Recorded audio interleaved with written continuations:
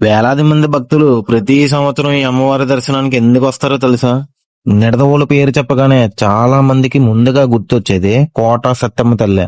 ఎన్నో సంవత్సరాలుగా ఈ ప్రాంత ప్రజలు అమ్మవారిని తమ ఇంటి పెద్దగా భావించి పూజిస్తున్నారు. ఏ శుభకార్యం అయినా, ఏ కష్టం వచ్చినా ముందుగా అమ్మవారి దగ్గరికే వస్తారు.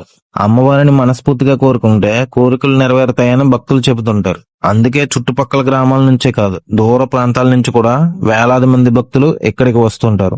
భక్తి, నమ్మకం, అమ్మవారి ఆశీస్సులు కలిసిన పవిత్రమైన క్షేత్రం ఇదే కోట సత్తమ్మ తల్లి ఆలయం.